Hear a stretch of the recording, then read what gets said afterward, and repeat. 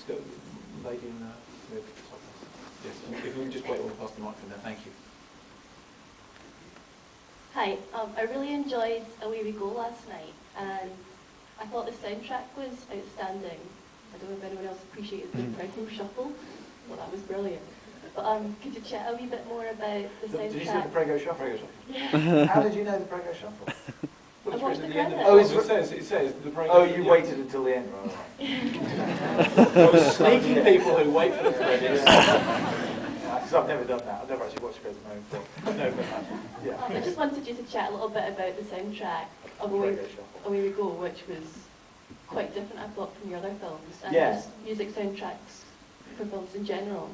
Well, I mean, I've always wanted to make the kind of movie that could be accompanied by songs, you know, and because a lot of my favourite movies, from Harold and Maude and The Graduate to Magnolia, are basically song-based scores, you know. And I tried a bit with American Beauty, but then I realised it needed a score, and that's when I started working with Tom Newman.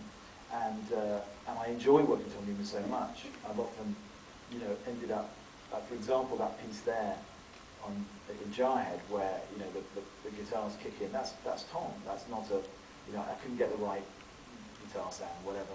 And so I asked him to do it. So I'll often try my hardest to get songs out of the film and let Tom do his work.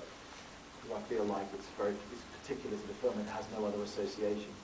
But with this one, I was listening to Alexei Moda all through shooting, and although traditionally that has not worked with me, I listened to songs all the way through American Beauty, and I couldn't wait to get them on the movie, and then they didn't work, and I ended up changing them.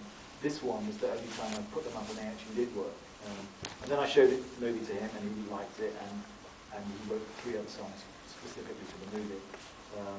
It was a really enjoyable collaboration. It's kind of like working with a composer. But it's different. In the way we go, it's a very deliberate thing, and that is that I felt that because tonally the movie shifts so substantially from the beginning to the end, you know, you go through these quite broad brush, you know, portraits, almost caricatured of the early characters, but they're funny and they're a little bit out there.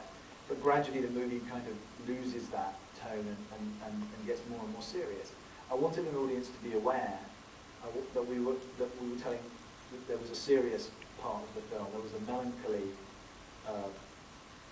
strand to the film, even as they were watching some of the more high-energy comic stuff.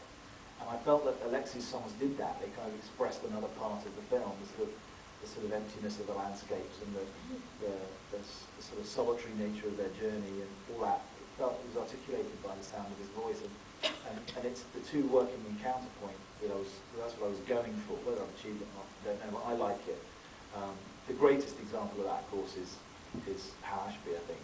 You know, putting the Cat Stevens songs on Harold and Maude, which is, you know, without those songs is half the movie, I think. But tonally, the sweetness in the score, the sweetness of the songs, in counterpoint with this blackest of black comedies, is what makes it work. Particularly the end, of course, when the car drives off the cliff, you know, or when Maude is dead, and you think he's killed himself. There's something amazing about the combination of song and image there.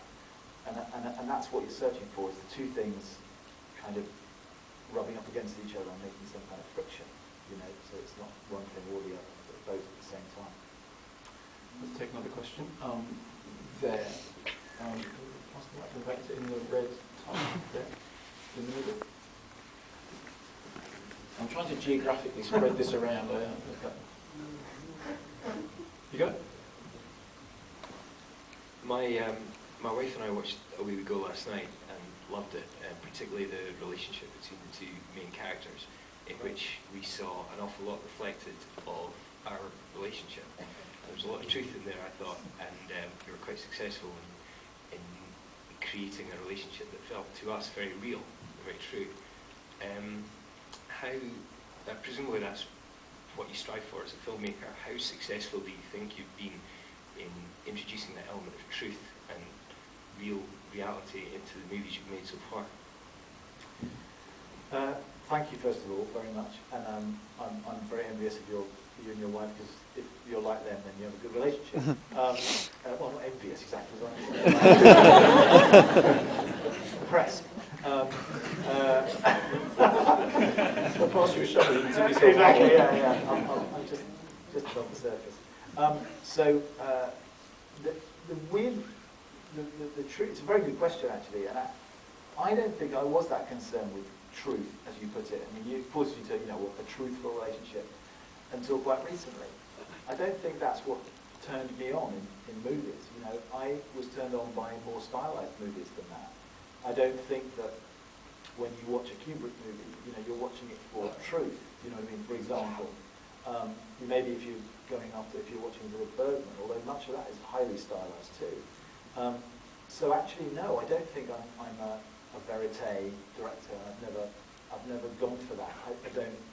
I went for it for stylistic reasons on Jarhead. Shooting in handheld cameras, always at eye level or lower, and with sort of odd moments of surrealism in the middle of it. But I don't think it was something that concerned me. But it was on this movie because I felt like the honesty of it was one of the reasons why I wanted to do it, and the kind of warmth in that relationship is one of the reasons why I rehearsed for so long with the two of them. I rehearse because I'm from theatre. I think, well, I may not be able to, talk shop with technicians, but let's play to my strengths. I know how to work with actors, and so I rehearsed. I started them 2 months early. I only did 3 weeks rehearsals, but I did 1 week early, and then another week after a couple of weeks break, and then another week, and another couple of weeks break, so that they became friends, and they stopped thinking about their relationship. It just became natural, and that fed into it. They got on very well, which helps, and they've got a great sense of humour. But I was very concerned to make that relationship feel completely natural and organic. And to that end, I think I'm right in saying I don't hold them they're always in a two-shot. I don't think I put either of them in a close-up until the last reel of the movie. I think they spend an hour and 20 minutes always existing in a two-shot with each other. And that was a deliberate stylistic choice as well. I always wanted to be able to see them interact together in the frame rather than one and the other. I tried not to divide them up, and so they're always there. So that's maybe why you feel it as well. You're watching them interact in a natural way constantly. Let's take another question. Go there.